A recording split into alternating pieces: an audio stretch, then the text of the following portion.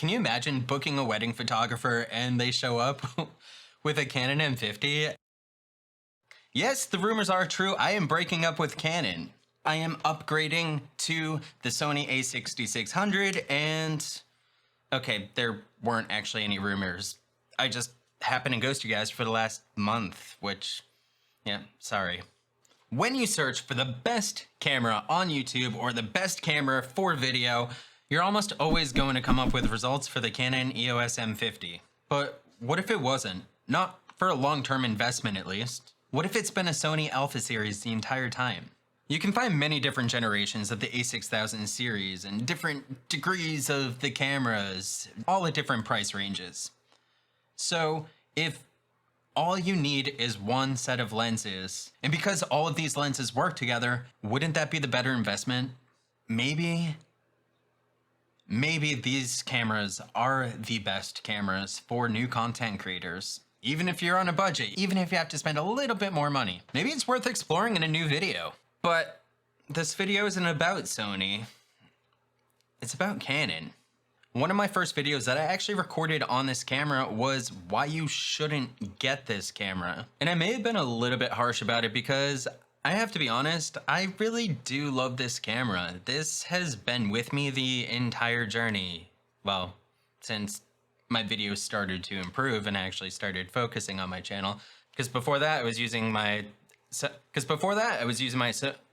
I keep trying to call this a Sony. This is not... Sony doesn't make good phones, okay?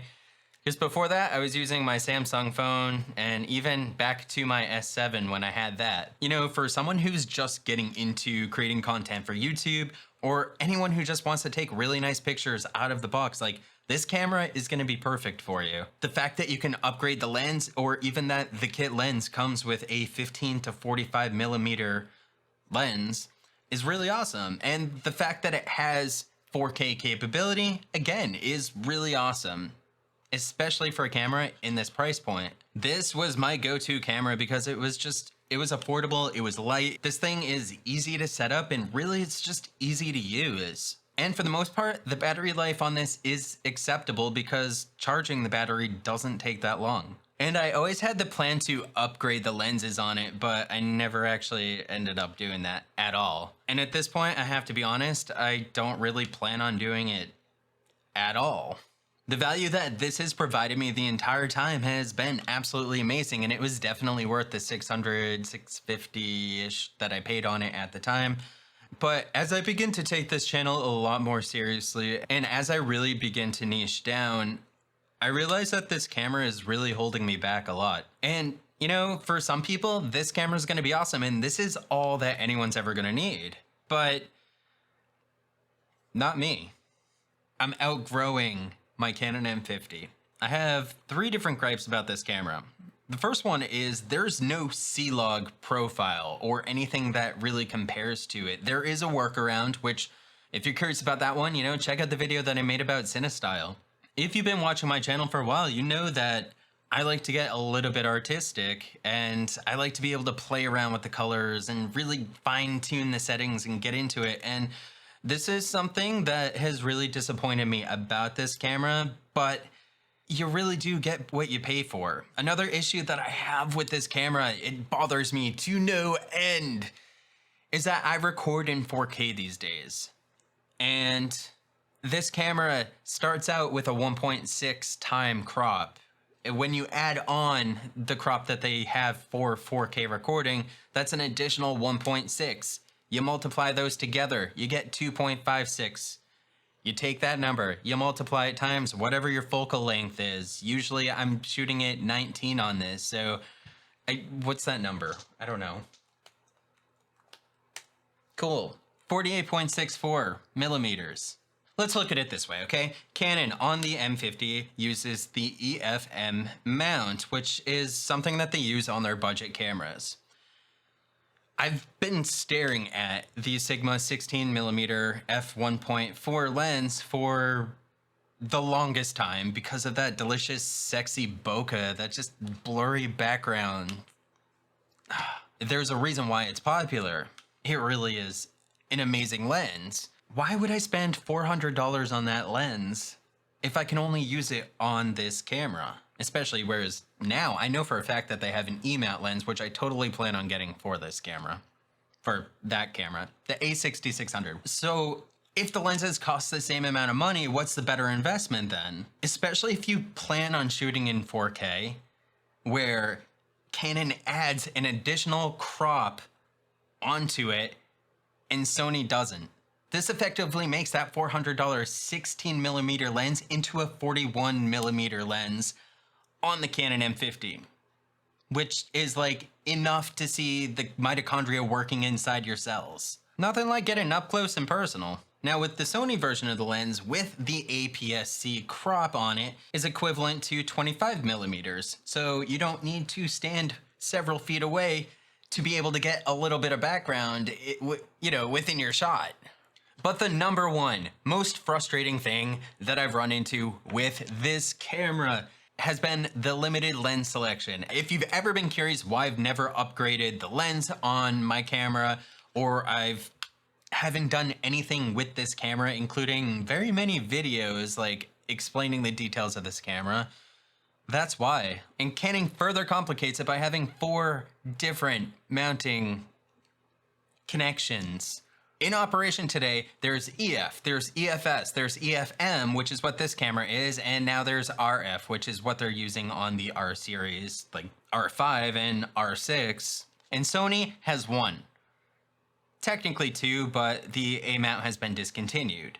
And the cool thing is, if I buy a lens for the Sony A6600, it's gonna work on the A6000, it's gonna work on the A7S III. Granted, there might be a crop difference if I am using a APS-C lens on a full frame camera, but I can use a full frame lens on this APS-C camera, which is pretty badass. So with Sony's E-mount at least, yes, I am going to have a bigger investment up front, but that investment is going to carry with me over time. Because I don't want to spend thousands of dollars investing into one ecosystem just to have to invest into a completely different one from the same camera manufacturer. And that alone has been the biggest reason why I have refused to purchase a lens, any lens for this camera. And yes, I know that they have adapters that you can use, but you're not always going to get the same functionality out of your lens. Plus that you're placing another layer between your lens and your sensor,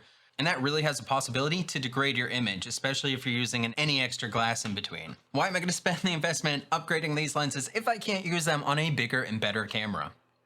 And come on, where were you before, Sony? Where were you when I needed you? I needed you the whole time.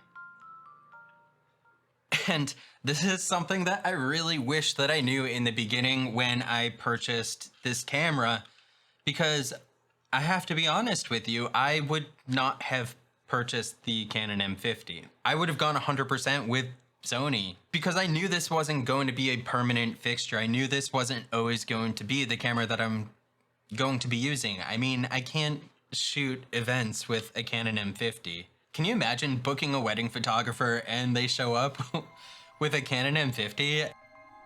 Imagine that you're going to get married. You've put all this time and effort and money into every little detail of the wedding. Your baker, you've probably spent like $500 on a cake. You've picked out a wedding dress or a tux. You've even picked out outfits for your dogs so that way they look great too for your special day. You've spent time sampling from each caterer, trying to find the perfect food because you know that you're not going to settle for anything less. So you spend a couple of $1,000s on that. The wedding venue has to be perfect too, with the right setting, the right time of year, depending on where you live. You know, if you're living in New England, you definitely don't want a winter wedding. If you're living in the South, you definitely don't want a summer wedding. You've picked out the music, you've picked out the DJ, you've even done dancing lessons to make sure that you have it all down. You've booked a photographer. Your photographer shows up and he's holding this. Yeah. Why? Like that would completely ruin my day. Weddings are not cheap at all. Tara and I are getting married. I proposed to her back in July and I am super excited about it. We're gonna get married in April, but I guarantee you, our photographer, yeah, A photographer isn't gonna show up with this. You better not be using this. We'll just put it that way, because wedding photographers are expensive. But that's just it. Like, nobody's gonna take you seriously with this camera. Unless you're on YouTube and you're a content creator and you're filming your own stuff. But if you're filming other people or you're doing other things that involve, like, stuff, this isn't gonna work out for you. In conclusion, I am not entirely giving up on the Canon M50. It's gonna be like a side chick, you know?